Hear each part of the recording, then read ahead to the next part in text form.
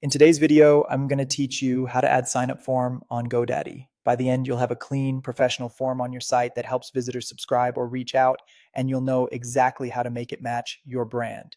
Start by heading to your GoDaddy account and signing into your dashboard.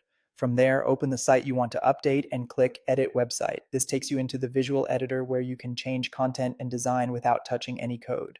Inside the editor, look for the option to add a new block to your page. You'll see an Add Section button, usually along the left panel or when you hover between existing sections. Click that to open the section library.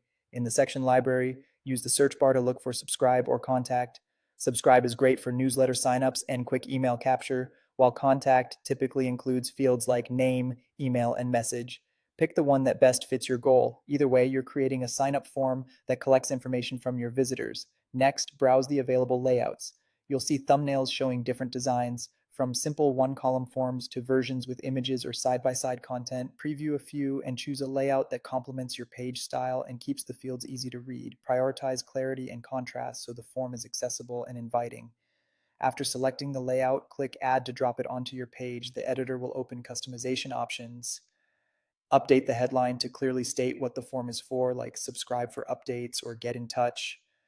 Adjust the description to set expectations, what subscribers will receive, and how often or how quickly you'll respond to messages. Edit the button text to something action-oriented, such as subscribe or send. Now refine the fields. Decide which fields you need, like name and email, and toggle which ones are required. Keep it short. Fewer fields usually means more submissions. Add helpful placeholder text. And if you collect personal information, consider including a brief consent note or link to your privacy policy.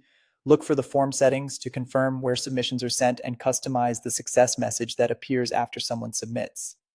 Style the section to match your brand. Adjust colors, fonts, and spacing so the form feels native to your site.